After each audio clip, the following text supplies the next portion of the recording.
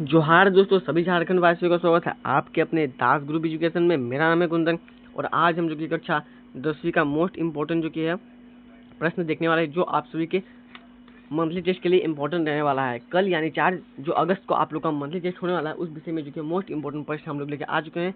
आज जो कि है SST यानी कि सामाजिक विज्ञान का आप लोग को इम्पोर्टेंट प्रश्न देखेंगे। तो फटाफट से अभी तक जो बैच में नहीं जुड़े हो बैच में जुड़ जाए। उसमें आप लोग को आंसर की के साथ साथ आप लोग को जो कि है क्वेश्चन पेपर और DPP नोट सोल्यूशन सभी के सभी आप लोग को मिल जाएंगे।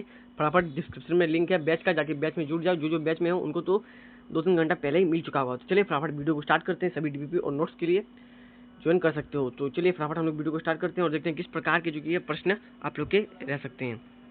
देखो, पहला प्रश्न आप लोग का कुछ इस प्रकार का यहाँ पे दिया गया है कि राष्ट्रवाद की भावना ठीक है सबसे पहले किस देश में उत्पन्न हुई। तो ऑप्शन यहाँ पे देखिए, फ्रांस, अमेरिका, इंग्लैंड और यहाँ पे देखिए इनमें से कोई नहीं। तो इसका उत्तर आप लोग का हो जाएगा जो कि है फ्रांस। ठीक है, सबसे पहले फ्रांस में जो कि है उत्पन्न हुई थी राष्ट्रवाद की भावना। नेक्स्ट प्रश्न की तरफ बात करते हैं। तो देखिए नेक्स्ट प्रश्न आप लोग का यहाँ पे है, दूसरा नंबर का प्रश्न है कि राष्ट्रवाद का उदय कब हुआ। ठीक है, कब आया या फिर कब हुआ। तो 18वीं शताब्दी के अंत में, 19वीं शताब्दी के अंत में या फिर शुरुआत में कह सकते हो, 20वीं शताब्दी के अंत में या 18वीं शताब्दी की शुरुआत में। तो इसका उत्तर आप लोग का हो जाएगा 18वीं शताब्दी के जो कि है अंत में। ठीक है, 18वीं शताब्दी के अंत में। नेक्स्ट प्रश्न की तरफ बात करते हैं। प्रश्न संख्या तीसरा देखिए आप लोग का प्रश्न यहाँ पे है कि 1789 ईस्वी में फ्रांस का राजा कौन था। ठीक है, तो ऑप्शन यहाँ पे है लुई 16। ठीक है, ऑप्शन यहाँ पे देख सकते हो, लुई 13, माफ कीजिए लुई 15, लुई 14 या फिर लुई 16। तो इसका उत्तर आप लोग का हो जाएगा लुई 16। ठीक है, ऑप्शन नंबर जो कि है यहाँ पे डी हो जाएगा लुई 16। नेक्स्ट प्रश्न की तरफ बात करते हैं। तो प्रश्न संख्या 4 की तरफ चलते हैं। तो देखो प्रश्न संख्या 4 में आप लोग का प्रश्न यहाँ पे है कि सुंदरवन राष्ट्रीय पार्क किस जो कि है राज्य में स्थित है। ऑप्शन है यहाँ पे असम, उसका देखिए बी में गुजरात, उसके बाद सी में है पश्चिम बंगाल और डी में झारखंड। तो इसका उत्तर आप लोग का हो जाएगा पश्चिम बंगाल। ठीक है, ऑप्शन नंबर क्या हो जाएगा सी यानी कि पश्चिम बंगाल। नेक्स्ट प्रश्न को देखते हैं। प्रश्न संख्या 5 की तरफ चलते हैं। प्रश्न संख्या 5 में देखिए आप लोग का प्रश्न है कि एशियाई चीता की जाति को भारत में कब लुप्त ठीक है घोषित किया गया था। ऑप्शन है 1949, 1900 जो कि है 40, 2000 या फिर 1952। तो इसका उत्तर आप लोग का हो जाएगा 1952 ईस्वी में। ठीक है, 1952 ईस्वी देख सकते हो। ऑप्शन नंबर जो कि है चौथा यानी कि ऑप्शन नंबर डी हो जाएगा इसका राइट विकल्प। नेक्स्ट प्रश्न की तरफ बात करते हैं।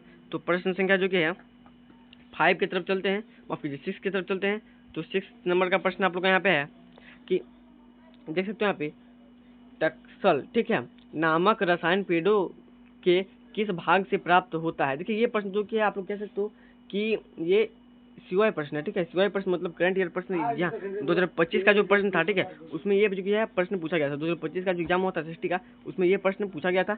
तो ये प्रश्न बहुत ही इंपॉर्टेंट प्रश्न है, इसको आप लोग नोट कर लो। ठीक है, EPRQ है आप लोग का प्रीवियस ईयर क्वेश्चन है, यानी कि 2025 में ये प्रश्न पूछा गया था बोर्ड एग्जाम में।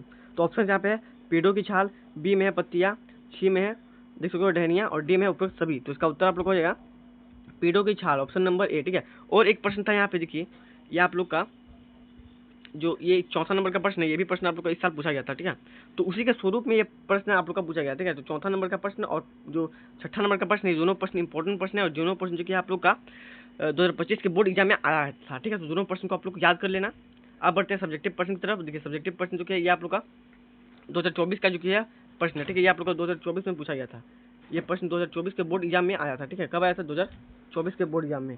प्रश्न क्या है कि राष्ट्रवाद क्या है। ठीक है, तो उत्तर देखो, राष्ट्रवाद एक ऐसी भावना है, ये 3 मार्क्स में आया था। ठीक है, ये भी बता देता हूँ कितने मार्क्स में आया था, 3 मार्क्स में आया था। तो देखिए राष्ट्रवाद एक ऐसी भावना है जिसमें व्यक्ति अपने राष्ट्र, उसकी संस्कृति, भाषा, इतिहास और परंपरा के प्रति जो कि है गहरे निष्ठा और गर्व महसूस करते हैं तथा राष्ट्र की एकता और स्वतंत्रता के लिए कार्य करते हैं। तो यह जो कि हो जाएगा आप लोग का 7वां नंबर का उत्तर। ये प्रश्न आप लोग का 2024 में पूछा गया था। मोस्ट इंपोर्टेंट, वेरी इंपोर्टेंट प्रश्न है। ये सभी प्रश्न आप लोग जो कि है याद कर लेना। ठीक है, क्योंकि ये प्रश्न प्रीवियस ईयर प्रश्न और 2024 में जो प्रश्न पूछे गए थे उनमें से ज़्यादातर प्रश्न 2026 में पूछे जाएंगे। नेक्स्ट प्रश्न यहाँ पे देख सकते हो आप लोग का जो कि है 8वां नंबर का प्रश्न है। कुछ इस प्रकार का प्रश्न यहाँ पे है कि नेपोलियन के मुख्य कार्य। तो देखो ये जो प्रश्न है क्या थे, नेपोलियन के मुख्य कार्य क्या थे। तो ये जो प्रश्न है ये प्रश्न 2025 में आया था। ठीक है, ये भी प्रश्न 2025 में आया था। तो इस प्रश्न को भी आप लोग नोट कर लो। ये प्रश्न आप लोग का है कि फ्रांस में प्रशासनिक और न्यायिक सुधार किए गए। ठीक है, नेपोलियन कोड लागू किया गया जिसमें कानून के समक्ष और स्पष्ट हुए, शिक्षा व्यवस्था में सुधार किया गया, समानतावाद और विशेष अधिकार समाप्त किए गए। नेपोलियन के मुख्य कार्य क्या थे, तो ये उसके उत्तर हो जाएगा। और ये प्रश्न आप लोग का 2025 में भी आया था। नेक्स्ट प्रश्न देखिए, 9वां नंबर का प्रश्न आप लोग का यहाँ पे है, कुछ इस प्रकार का प्रश्न है कि आरक्षित वन से क्या अभिप्राय है। तो उत्तर देखिए यहाँ पे दिया गया है कि ऐसे वन, ठीक है, जिन्हें सरकार द्वारा संचालित किया जाता है या किया गया हो और जिनके उपयोग पर कड़ी निगरानी एवं नियम लागू हों, उन्हें आरक्षित वन कहते हैं।